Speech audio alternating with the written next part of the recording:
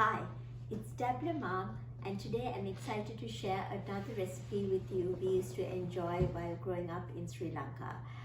This food actually is a very popular street food we used to have back home, and it's synonymous with a place we used to visit frequently while growing up, and this is the Galle Green.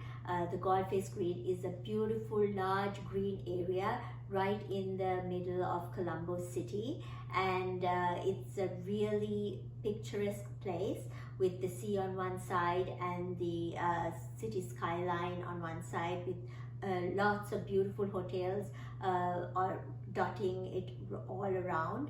And one of the main attractions at Galle Green is the street food. There are so many street food vendors, and the yummy food that they have in each of these stalls. And one that is so popular and so loved back home is the Isso Vadai, or the prawn vade. So we are going to try out that today, and I have so many memories of Galle Green where I used to run and play as kids, and one that really sticks out is when Sri Lanka won the '96 Cricket World Cup, and we all went there, and there were so many people gathered, united together, their flags flying high as we celebrated this historical moment. And that's a moment I think every Sri Lankan will cherish forever. So with that being said, I think if you ask any Sri Lankan about this '96 World Cup, we could go on for a while. So with that being said, we'll get started now on our recipe.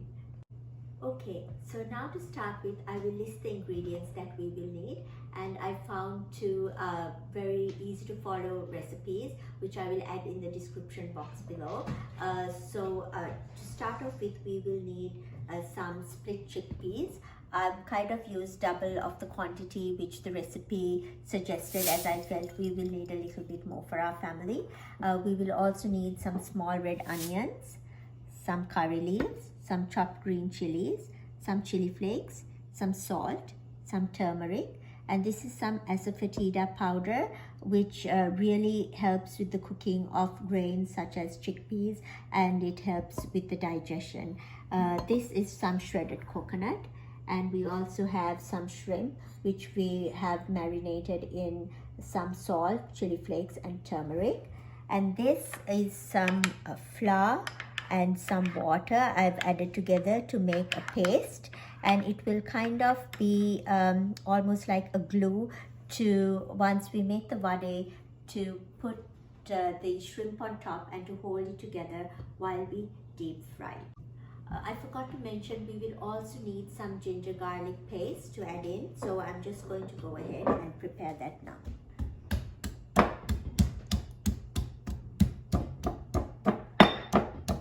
So now we're going to put our split chickpeas, which we have soaked for 20 minutes and drained thoroughly, because in all the recipes I read, it says there shouldn't be any water, as that is not going to give a good consistency to make the dough for our vade. So now we will grind the chickpeas into a nice fine paste. Okay, so now we have our split chickpeas which we've ground into a fine paste, and I've transferred into my blender because we're going to add the coconut now, and my grinder is too small to have that large quantity which I have, so I'm going to do it in the blender and hope it has a good result. So I've gone in and added the split chickpea which I've ground, and some coconut as well. I'm going to do it in batches as I have a large quantity, so I'm going to put that all into my blender, and then give it a good mix, and hopefully it will blend in well and all grinding together and make a nice dough. Okay, so now we have our ground chickpea and coconut mixture. It's looking really good, and now we are going to add the other ingredients, but before that I'm going to grind the onions and the curry leaves together. I'm just going to put it in my grinder and grind it. So it's going to be a little bit less than a paste and more chopped consistency. So we're just going to put all that in there. I'm not going to add the green chilies because if in case it might be too spicy for kids. When we were small, we used to always just pick those out. So I'm just only going to go ahead and grind the onions, the small red onions, and the curry leaves together. Okay, so now I've ground the curry leaves and the onions together, and we're going to add it in now to the chickpea and the flour mixture. So we'll just go ahead and put that in, as well as the green chilies. As you can see, I've left the green chilies a little bit bigger, so you notice them and you could, like I said, pick them out if the kids find it too spicy. And then we're going to add the turmeric and the salt and the asafoetida powder. Okay, I almost forgot, we have to add in our ginger garlic paste too, which we put in and we mixed in together. So we'll go ahead and add that too to our dough mixture.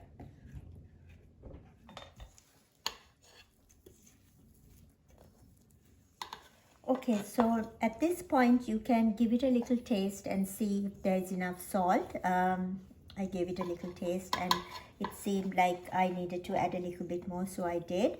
So you can do that at this point, and before you do the deep frying, you can always add a little bit more if you need. And not forgetting the shrimp, we have added some salt in the shrimp as well, so you can taste it and see the level of salt you will need. Okay, so now what we can do with our mixture is we can scoop some of it out and we can make like a mid-sized ball. If you can see, I've already done a few. So just mold that in the palm of your hands and make a nice even ball, and we can line them up all like this, and using a spoon we can flatten them out, or even you can use your fingers and flatten it out like this to make the shape of the vadai.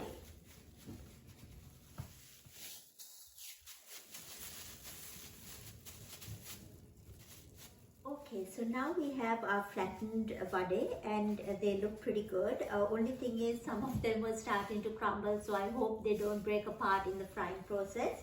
So now what we do is we will take the paste which we made with the flour and water, and we will put a little bit on top like this, and that's going to allow us to paste on the marinated shrimp. So we are going to add that in and press it down. Don't press it too hard because what I'm noticing is it can break. So I think that's why we need the flour paste to kind of hold it together. So I'll do a few and before I deep fry them to give you an idea.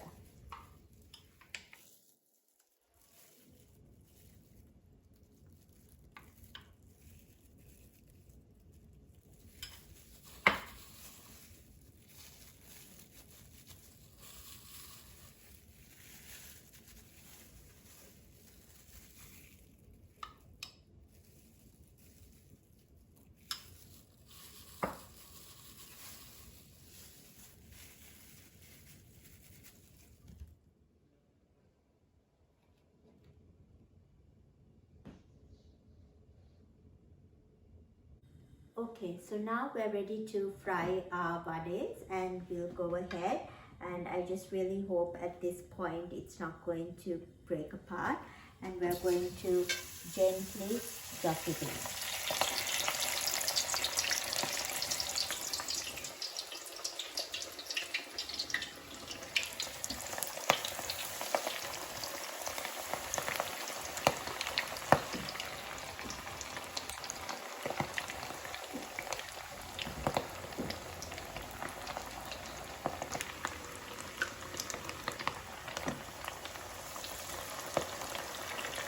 Okay, so when the vadai reaches about this color, this brown color, it means it looks pretty um, cooked enough for it to be taken out. So I did the first three. Looks good, and I'm glad that it's held together, and we'll just go ahead and take these out now. Okay, so while our last batch of Isso Vadai or prawn vadai is being fried, we're just going to go ahead and finish off with the sauce. So for this sauce, what I've used is some onions, some garlic and some ginger, some cumin seeds, some chili, some curry leaves, and I'm just going to add about half a cup of water in and mix it all together and grind it. And if you feel the paste is a little too thick, you can always add a bit more water and mix it in.